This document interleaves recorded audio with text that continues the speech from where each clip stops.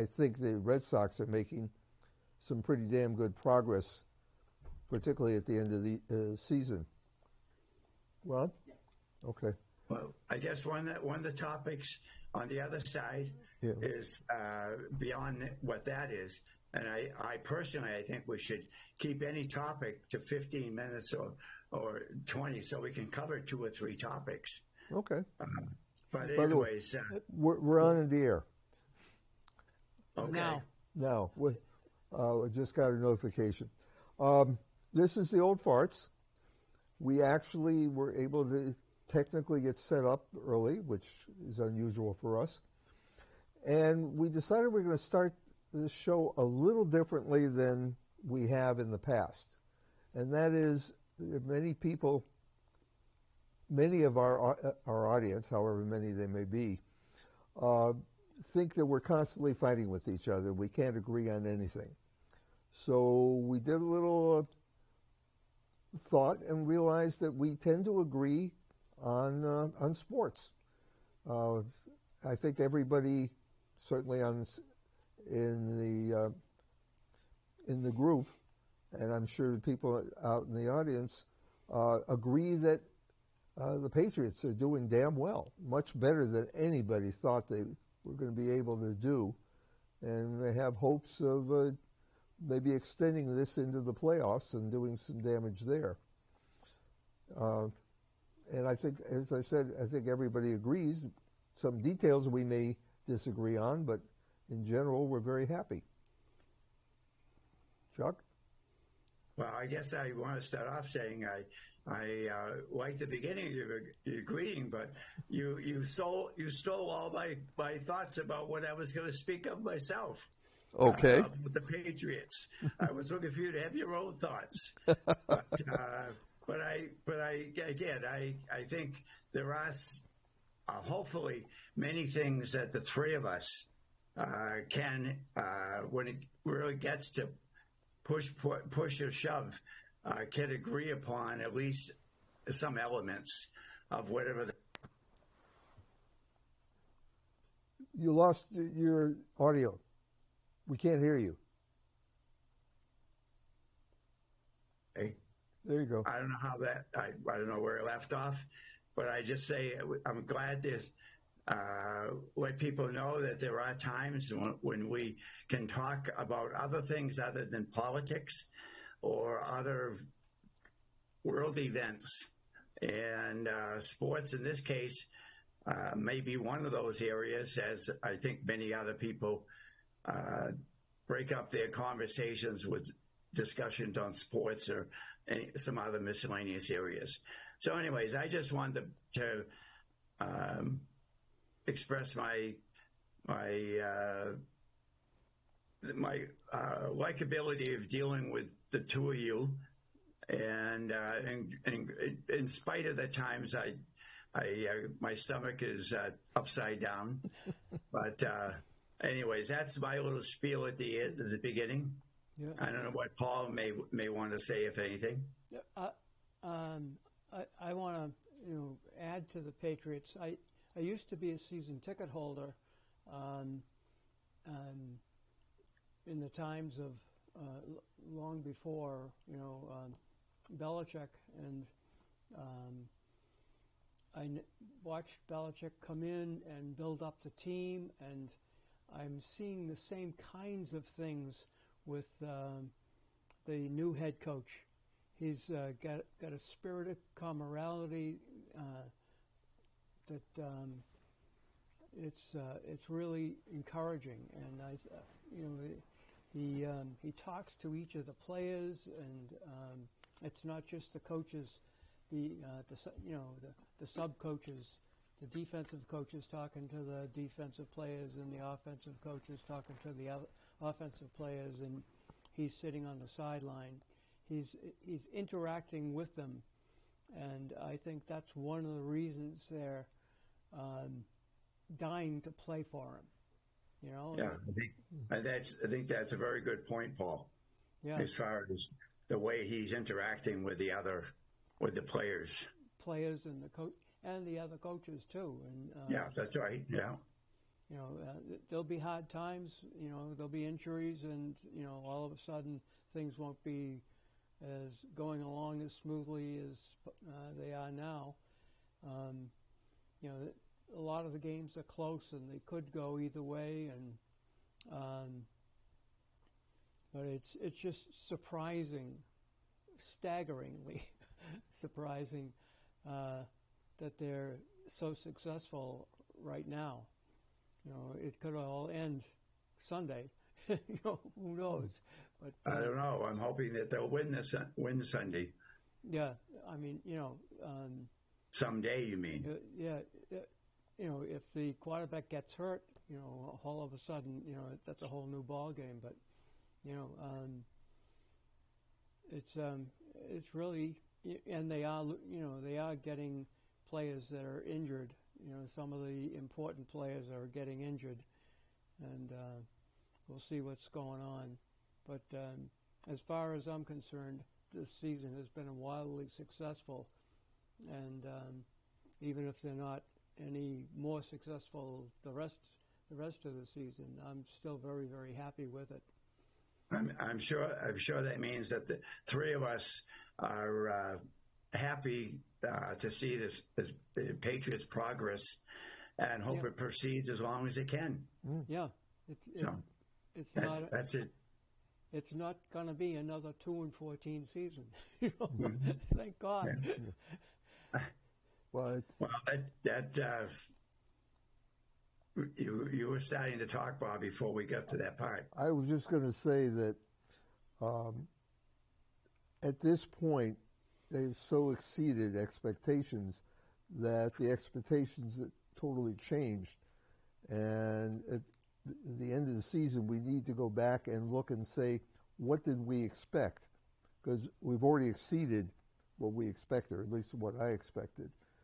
And so if it doesn't go all the way to the Super Bowl, that we remember that we had no thought that we were going to be there, wherever it is. And I think that's an important thing to be aware of. I'm a Celtics fan, member of a group that's had Celtics tickets since 1979. So I've gone through good times and bad times. And at the end of the season, you have to look back and say, what is it that you expected? Like, for example, I expected next to nothing from the Celtics.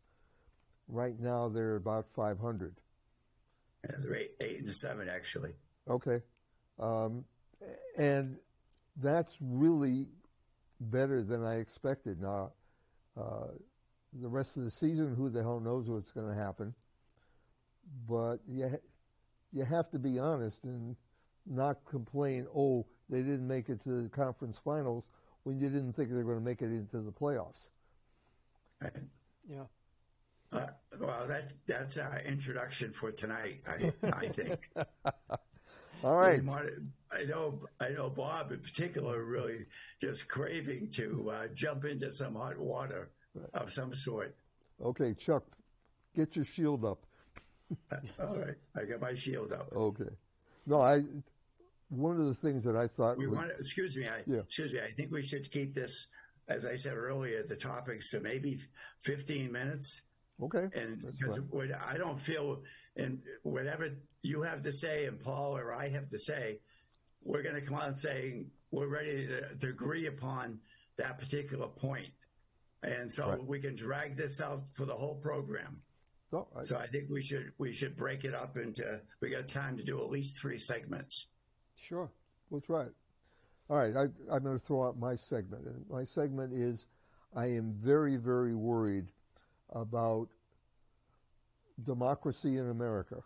I think that there's a concerted effort coming out of the administration to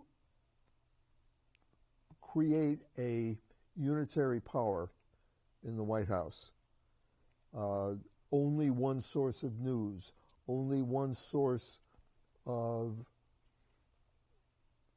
ideas, and that everybody who is against these things is is indicted for something, whatever it is. And it scares me. One of the things that scares me the most is you'll notice that in many cases, Donald Trump declares certain things to have to happen when he could easily, or certainly was easily able to get those things through Congress if he wanted to. But instead of going to Congress and asking permission, if you will, he's declaring by executive order that such and such is true or will happen. And that is very frightening to me. And that's my spiel. My comment on part of that, Bob, is the fact, how many executive orders has he instituted this year? Hundreds. What's that? Hundreds, over 100. Over 100. I don't know what the number is myself. I don't have it. I don't know the exact number either.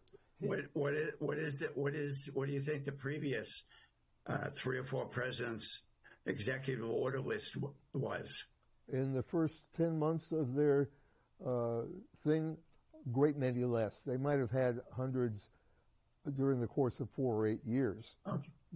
I'm kind of picking on you in a way, because I think you're coming at me with a kind of a without any facts. You're throwing off the top of your head that you think there's too many executive orders. Yet you don't know how many there are. You don't specifically know how many there were in the past, and the executive orders can be very simplistic, or they can be very complicated. Agreed. Let's concentrate on some where we know a great deal more. Tariffs, for example. Donald Trump declared tariffs on a variety of countries, some universal, some very specific, and he did it by executive order. He could have very easily gone to Congress and said, I want to do X, Y, and Z on tariffs on this country, that country, whatever. He chose not to talk to Congress at all, just declared this is the way it's going to be.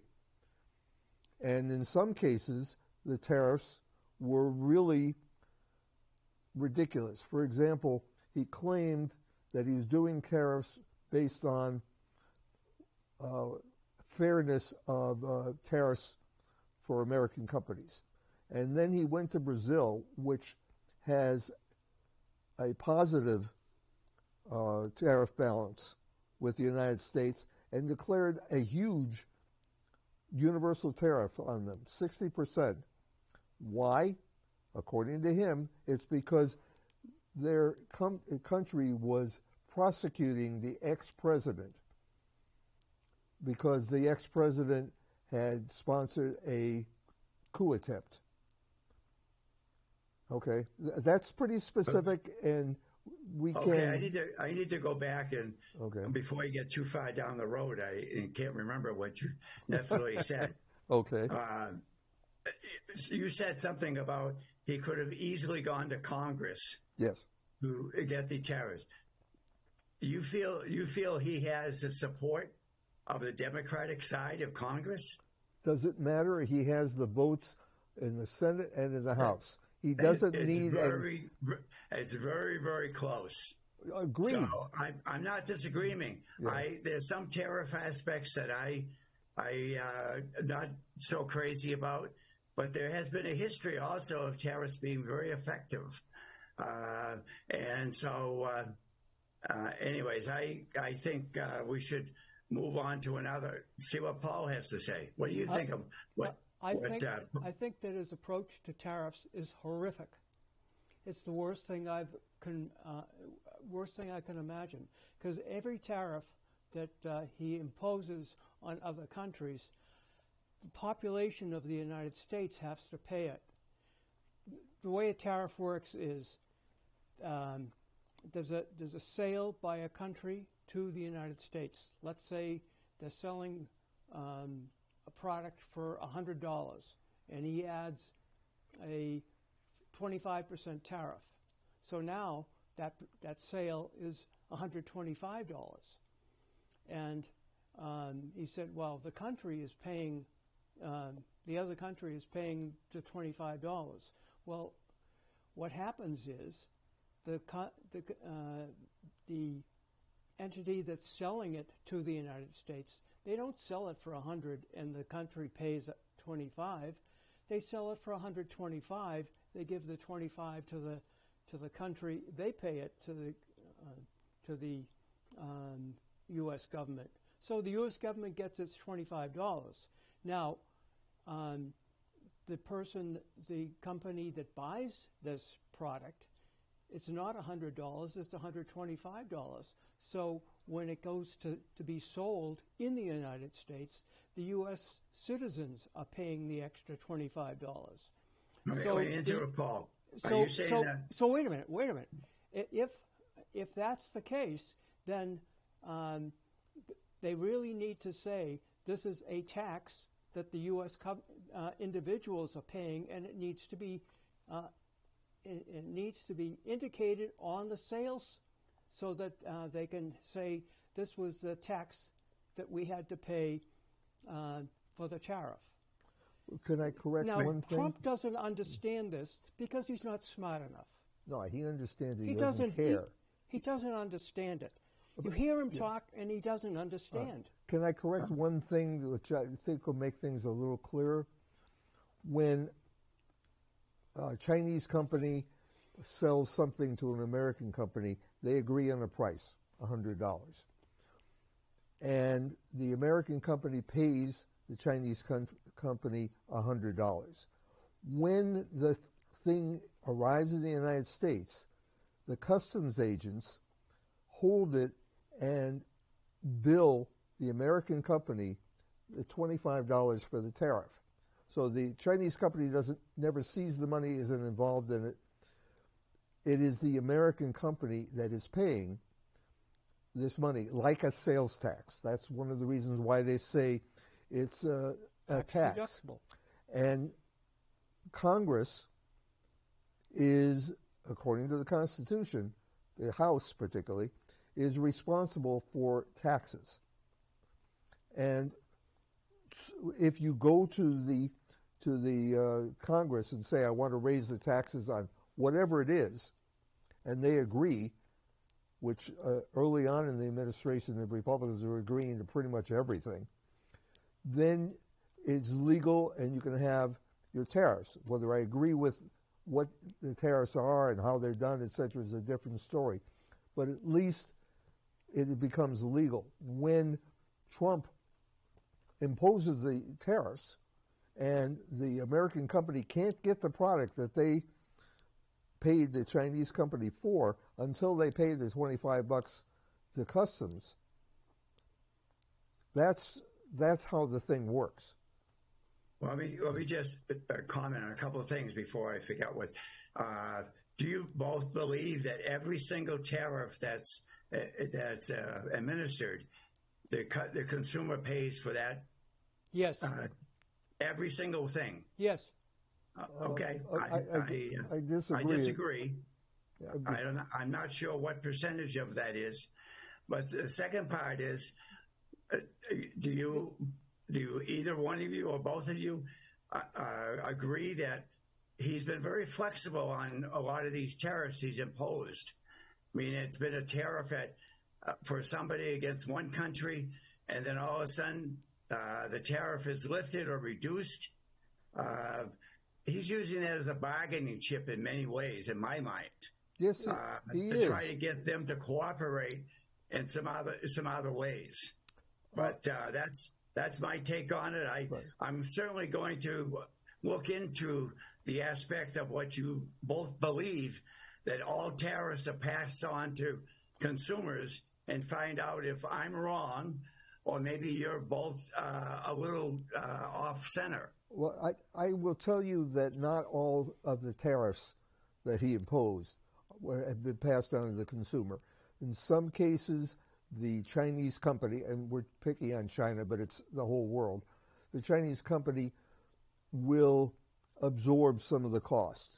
In some cases, the American company absorbs some of the costs. But number So one, you're changing your response now. no. This is my response. I disagree with Paul, because given the tariffs, the prices have not necessarily gone up to the full amount of the tariffs. In many cases, the prices have gone up. In some cases, they haven't. Part of that might be that the U.S. company bought the product and had it delivered before the tariff came into effect. So now they have a warehouse full of product X, and they're working it out. But because the price didn't go up on day one, doesn't mean that it won't begin to go up, because the U.S. company cannot afford to continue to absorb some of the costs. The Chinese company can't afford to absorb some of the costs. Do you agree that he's been using this as a bargaining chip?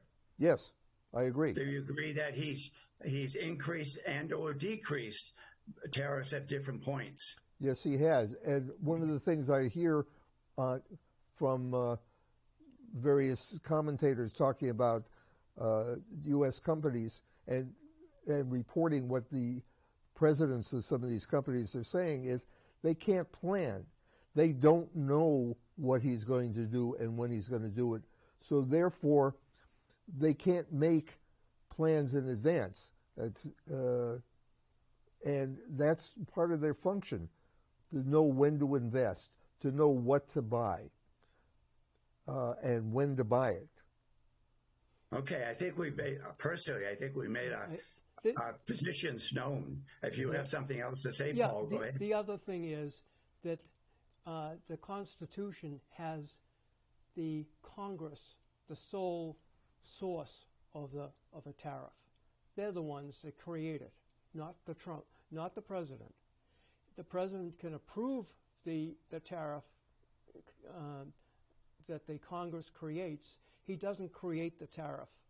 So you're saying he can't? In the case of Trump, he's creating the tariff. So you're saying... And he's doing, it's 25% and they don't like it, so he raises it to 80% or 150%. So you're saying, Paul, that he does not have the ability to use this as a field of an executive order? No. He should not. The Constitution is very specific. The Congress is the ones that create the money situation, not the president. So if I or anybody looked up that law, we would be able to find out that specifically Congress, we can find that law that says what you just said. I will look it up. I don't have the Constitution in front of me, but if you look at Article 1, it's in there. And the Supreme Court... You guys may be right. I may be wrong. All I'm saying is that I don't know for sure what you're saying is 100% correct. And I just want to know where I need to look so I can be better educated. Article 1. And oh, by the way, the Supreme Court is considering this very issue now. They've heard arguments or are about to hear arguments, I don't remember specifically, on this very issue of tariffs. And whoever is the plaintiff in this case is saying that that a tariff is a tax, and therefore Congress is responsible for defining it. Now, Trump can recommend all kinds of things, and Congress can go along with it, whatever. But he can't impose it via executive order, which is his preferred way of doing anything. I think it's time to move on to another topic. Okay. All right. It's Paul, what would you like to bring up?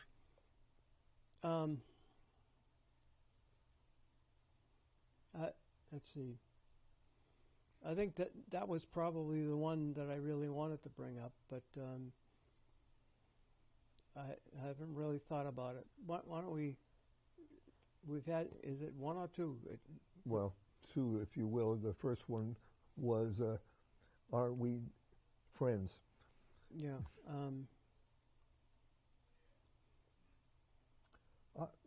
Well, I guess anything at all. Yes. The basically declaring war on boats in the Caribbean. We have airplanes shooting rockets into speedboats and killing people. Somewhere around 85 people are now dead because of that. And they're continuing to do it. My guess is that eventually the court, the World Court, whoever it is that talks about things that are illegal, will, and I would be surprised if they don't, they'll say that Donald Trump is guilty of murdering 85 people by executive order. And the World Court should be, when he's no longer president, will, take him to Geneva or wherever it is, and there'll be a trial. I may not be 100% correct, but I believe that we don't belong to the World Court. You are correct. So that's why they've been trying to say they want Netanyahu arrested. We're not intending to arrest him because the World Court wants to put him on trial. And I would like that. I personally, off the top of my head, would think that applies to anything to do with the World Court. That we're not playing some type of game with them in the respects that they can tell us what to do. I assume, Paul, that you understand why Trump is doing what he's doing with destroying these vessels that are attempting to come to the U.S.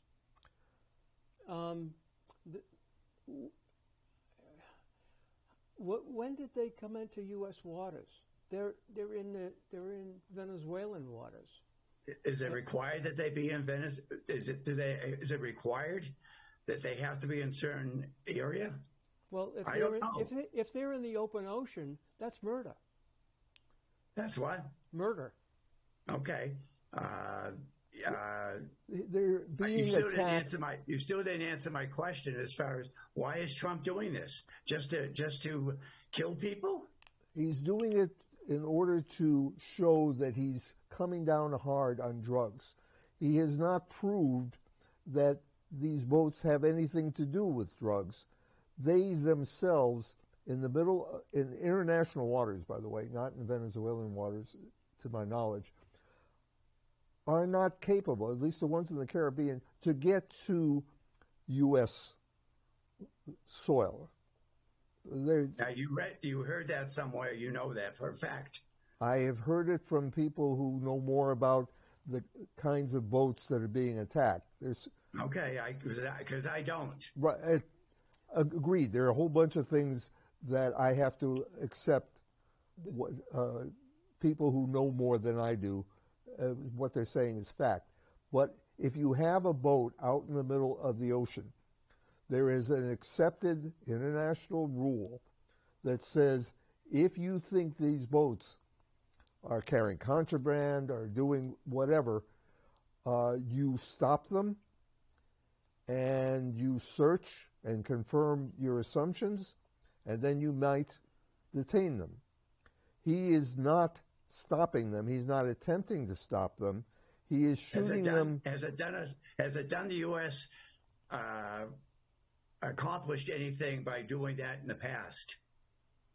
Stopping them and arresting them and throwing them in jail or whatever the case may be.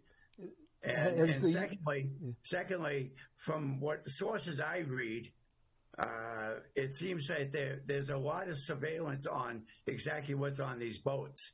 I don't think there's much question that these boats have fentanyl and other types of narcotics and drugs which has cost us hundreds of thousands of citizens in this country.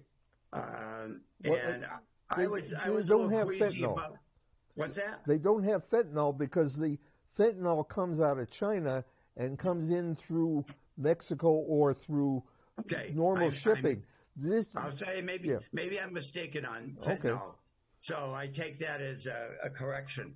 Let's agree that they have drugs on them. Drugs. Well, I'm not sure I agree they have drugs because he has not provided any evidence. He's just declared this boat has drugs on it and we're going to kill everybody on it. By the way, drug trafficking is not punishable by death.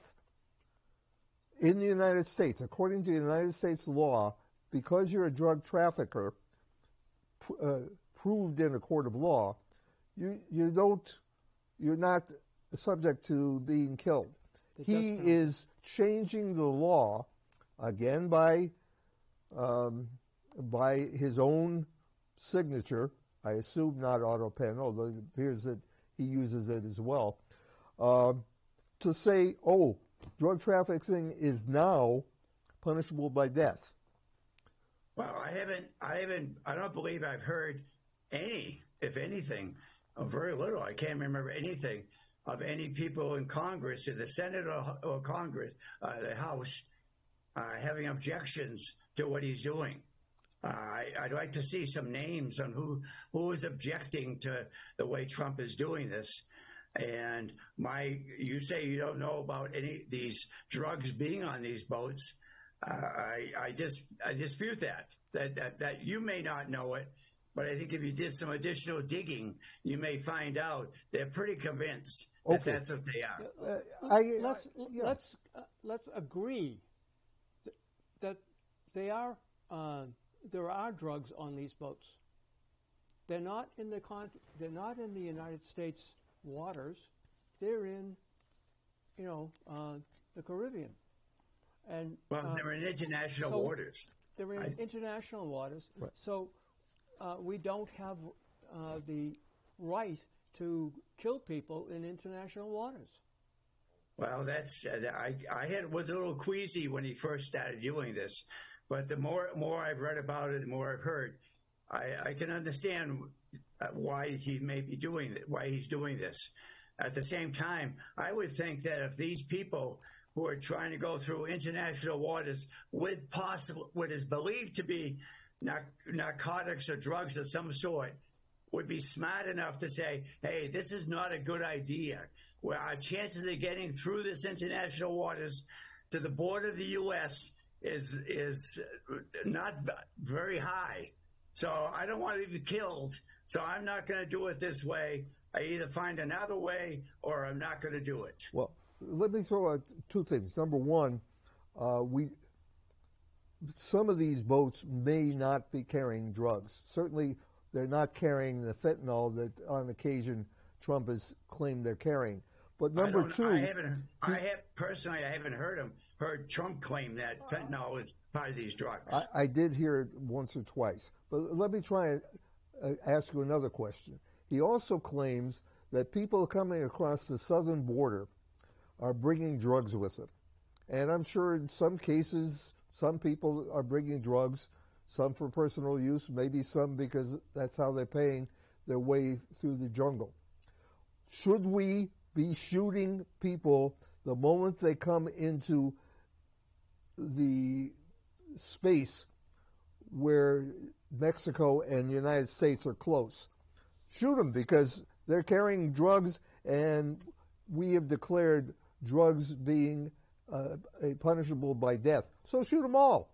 We don't have to prove anything. Obviously, you're saying that in jest because that's not happening, and it's not been proposed. Well, it should be. People who get shot at are people who initiate shooting themselves. Well, okay, the boats are not shooting at the planes that are attacking them. And we don't know whether these boats, we stipulated, or Paul stipulated that the boats have drugs. I haven't necessarily done that, but I'll accept that many of them may have drugs. What they're going to do with these drugs since they can't get to the United States with them, I don't know. But I think we need to be consistent. You want to stop drugs coming into the United States? Shoot everybody who you believe might conceivably be carrying drugs. Solves the problem. Well, I think you're being... yes, but I'm asking you to consider that if one is acceptable, destroying the boats and killing the people who are on the boats, then why is the other not acceptable? Because a lot more drugs are coming across the border or coming in through shipping than could possibly, conceivably, be from these boats. And why are we putting an aircraft carrier with 50, some number, I thought I heard 50,000, I don't know if that's true or not, into the Caribbean? Have either one of you heard of a congressperson from the House or the Senate object to what's being done? Yes, I've heard Democrats, at least. I don't have a name off the top of my head. I wasn't prepared to give that. But I have heard them speak. Well, I'd like when you find that name, Bob, or names, to let me know. All right. Apparently, you both appear to have very little difficulty believing that it should be okay for these boats to be able to travel through international waters. And that's fine. That's your belief. We can move on to another topic. I thought yesterday that I was going to shoplift a candy bar. I'm making it up, but I'm using it as an example. I thought about shoplifting a candy bar. I didn't, but according to Donald Trump, I should be arrested and convicted and punished for the thought. Until somebody actually makes a attempt at committing a crime, it ain't illegal. Again, you have to be, at this point in time, somewhat used to the fact that he talks off the top of his head and expresses what his thoughts are, regardless. Right. And I'm sure you and Paul, as well as myself, at times have thoughts about this is wrong, or we could do this, but we don't do anything. We may or may not say something. Right. But I think you got to give the guy some leeway.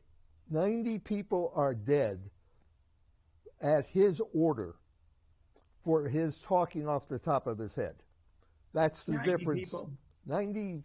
Yeah. The last number I heard, which was 2 days ago, I think Hegseth said it, was 90 people have been killed in 19.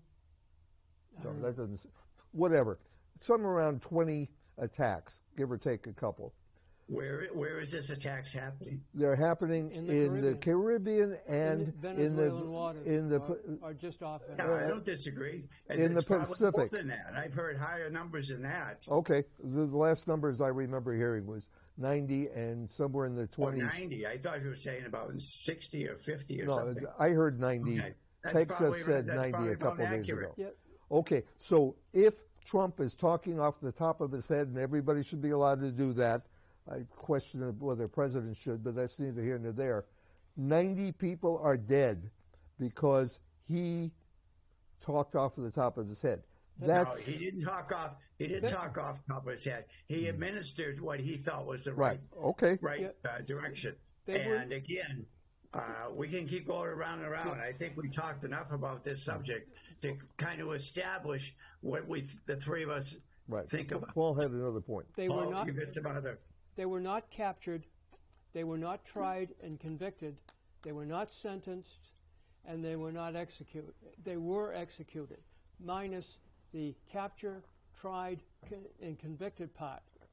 You know, what you're saying is, if I think, you know, if I'm a president and I think that somebody in, let's say, Alabama is doing something wrong, I can have him assassinated. Okay, now we're getting crazy as far as... No, that is crazy. But that is what's happening. That's exactly what's happening. No, it's not. It's not what's happening. You just said, Paul, also he wanted to execute somebody. I think you're just trying to find some excuse for your answers. That's my take on it. But I think we should move on to something else. Okay. I agree. Okay. My phone keeps going off. I don't know why.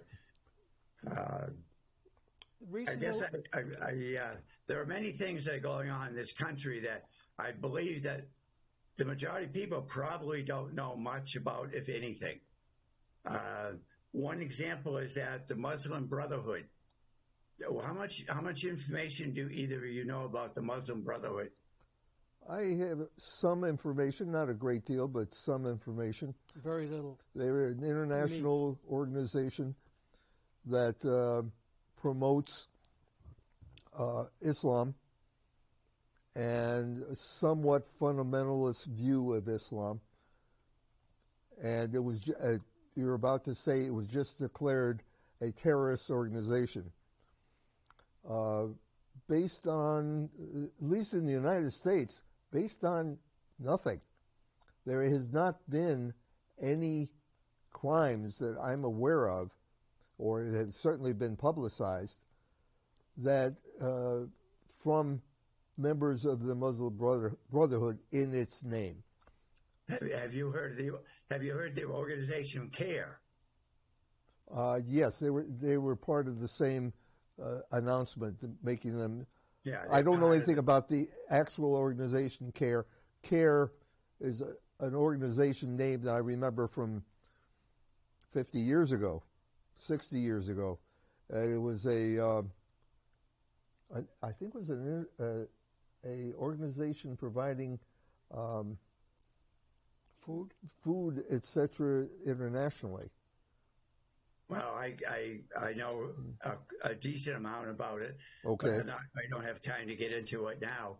I think it would be interesting, not only for myself, to dig into it a little bit more, because it's becoming more prominent once again. CARE as well as a Muslim Brotherhood.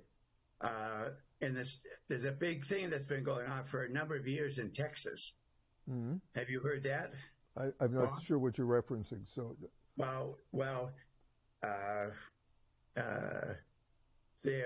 one of the objectives of the Muslim Brotherhood, as well as CARE, go back a number of years, is to conquer the United States, to take over the United States. Right now, there's in the state of Texas. There's 224 mosques in Texas alone. Yeah. There was 166 10 years ago. Yeah. They're growing very rapidly. They also believe in Sharia law. Is a very strong advocate, which goes against our Constitution. No. It doesn't go against our Constitution, because we currently have what amounts to a Christian law. So there are religious undertones to a variety of things. The Muslim Brotherhood believes that that the government would be better served, that people would be better served, if some of their views as to what is appropriate. And by the way, when I came to Massachusetts, close to 60 years ago, we were living under laws that were specific from the Catholic Church, the blue laws, if you remember correctly. And we were perfectly happy with that until such time as a bunch of people who were not fundamentalist Catholics said, wait a minute, this is getting in the way of life. So somebody saying that Sharia law would be better as long as is done through democratic means, then that's the way it is. What do you mean by democratic means? By voting on it, by voting. Who's doing the voting? Initially, the population of the and then they will vote for Wait a second. representatives. Paul's trying to say something. Yeah, no, he was agreeing with me. the population of the state, just like They would do the voting. They would do the voting on the Sharia law. You're saying? No, they would vote for people who would enact Sharia law. Okay, I'm a little confused. Well, yeah, they're imposing Sharia law. they're not imposing it. He's making the correlation between the blue laws and Sharia law, a religious group trying to enact laws that they believe should be enacted in the general population, and they have every right to propose that kind of a law, except it'll be voted down 10-1. Well, maybe I'm not. Sure. Maybe not. I'm not sure what you're saying, Paul, is true. I think it wouldn't be a bad idea that you get some spare time to look some of this stuff up. At the same time, I don't want to be pointing a finger at all Muslims. Right. That's because I although I don't personally know a Muslim, I don't have any issue with a Muslim as long as they abide by the rules and regulations in this country. Right. And Sharia law, my understanding, that has a lot of exceptions to what U.S. law is. But if they're not imposing that law on the general population, and if pieces of it become law, it's because they voted in representatives who then created a law. If they do punishment on somebody within their group, without talking to anybody else in the U.S. in any way, is that not acceptable? If it's acceptable as long as they don't violate the laws of Texas. Okay, but the Texas, what happens if they say they don't really care? States. Right. What happens if say they don't care what the Texas laws are? Well, number one, there's no evidence that that's true. And number two, as long as they are not violating Texas and U.S. law, they can do whatever they want. The Old Farts is a group of people who agree to certain things. And if they don't, if one of the members does not go along, acts against the interests of the Old Farts as a group may punish him. And that's exactly what's happening with this group in Texas with Sharia law. I can tell you that in New York, in Williamsburg, there's a large population of Orthodox Jews. And within that population, they have standards and rules. And if a member of that population violates those rules, they are punished. But none of the punishments violate U.S. law or New York state law. It's a group that agrees to certain rules and certain punishments if you violate those rules. And so if under Sharia law, they decide a person stole something, and the punishment in their belief is you cut the hand off. Well, I can tell you that in Muslim communities in Michigan, for example, that is not imposed. That is not a punishment. How do you know that so well, Bob? Because it is against Michigan law, and if it happened, Michigan would, in fact, arrest the individuals or group, as the case may be, and punish them. Well, by the way, I do know people in Michigan, some of which are Muslim. I have known for many years Muslim families elsewhere, and they do not see this as appropriate. And by the way, not all Muslim countries have this kind of a punishment. Indonesia does not have this kind of a punishment. and it is the largest Muslim country in the world. Okay, I can't dispute that. I don't know that for a fact, but it sounds like it's true. Okay. So why are we attacking the Muslim Brotherhood, which doesn't say they want all Sharia law, because not all Muslims agree to that. Indonesia is the example I used already. They believe certain things should be done in a certain way. And if they can convince enough people to enact that into law, then it will become law. Do you believe that that's how they arrive at their laws, is by voting, like we do in the U.S.? In the United States, yes, that is how they derive their laws. In Saudi Arabia, you may be right. I just didn't know the answer, so I'm glad to get the answer. The Mormon population. There's a very large Mormon population in Utah and Idaho and other places. Indiana. Yeah. And they have certain beliefs. That's the way things should be. And in fact, they do not impose it on others. They allow it within their community, within their group. Well, in my mind, if you're comparing the Muslims against the people in Pennsylvania, I think you're way off track. Why? Because I think the Muslim Brotherhood in particular can be a very brutal organization, but I don't know enough about it.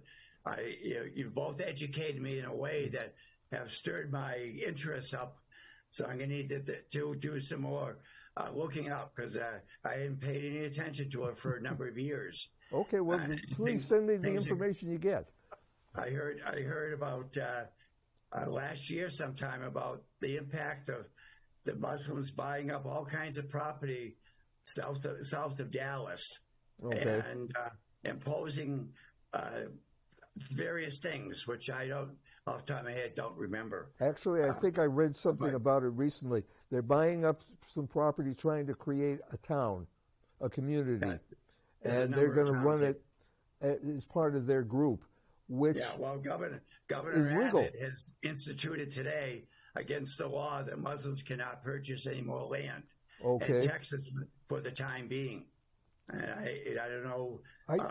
I just imposed a law. People in your household cannot eat. Just because you have I've been warned not to curse. Because you have somebody who wants to become president, among other things, and so therefore picks on a small group of people that very few others know anything about, and claims that they are committing all these crimes, doesn't make it true. In Europe, factual, in Europe, they had this thing where the churches told everybody that Jews killed Christian children around Passover so that they could drink the blood as part of the Passover ceremony. And that lie cost many, many, many thousands of Jews' lives. Well, my understanding, you brought up Europe. Yeah. My understanding is that Europe is having some major problems with the Muslim population coming in. Yes. But anyways, by the way, they were invited in initially. Well, that's everybody's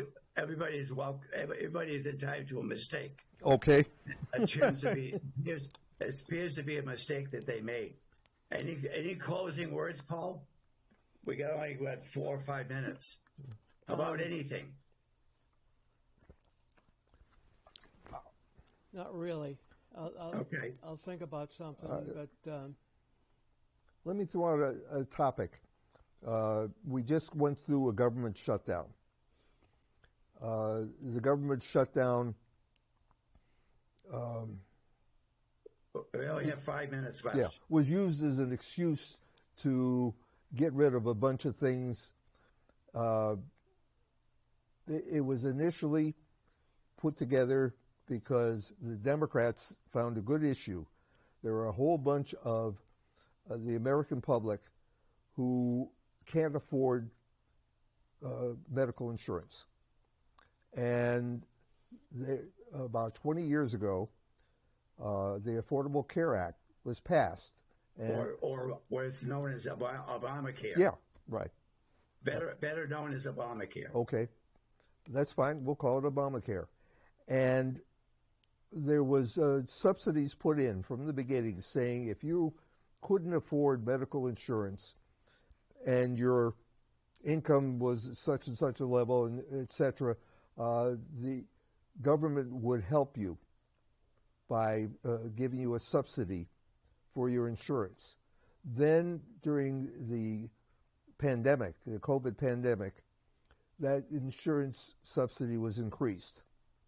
And it was increased with the idea that it was temporary to help people get through a really bad time. It expired, or is about to expire. I'm sorry, it's about to expire. And the Republicans said, we are not going to we're not going to continue it. And the Democrats said, there's a huge portion of our population that could easily not be able to afford health insurance if we don't increase it or improve, keep it at current levels. And do you believe Obamacare has accomplished what it was originally intended? Well, I know that it's accomplished a number of things. Number one, pre-existing conditions cannot be used to prevent somebody from getting insurance. There's a limit to the percentage that the insurance companies can make in terms of profit. If they make more than that profit, they have to return money back to the policyholders. Many, many more people have medical insurance now than had before. So it did those three things. I'm sure it did other things that I can't think of off the top of my head. Paul, do you have any comments on Obamacare or the medical care programs that are going on that the Democrats are supporting? It's unconscionable to terminate it. Okay. It's about the most cruel thing that one human being can do to another. Okay. Yeah. So, terminating it so that billionaires could have a bigger tax rebate is, I find, extremely objectionable, and the current philosophy of the Republican Party is give billionaires more money because they need it. And that is so reprehensible to me that you're going to be sorry you asked the question. It's so reprehensible to me that I'm just beside myself to think about how Republicans can be so evil. Well, I think personally, I think you're reading too much left-handed information. I'm watching too much left-handed news on reports. What's the net result of the current? Well, obviously, bill? It's 8:59 right now. Okay. So maybe that's a topic we can talk about next month. Good. Sounds like a plan. We can talk about that. Good. Okay, we should all become prepared. It's enjoy getting together with you both, and we can pick up our battles next month. We agree to disagree, and we agree to disagree, and do it socially.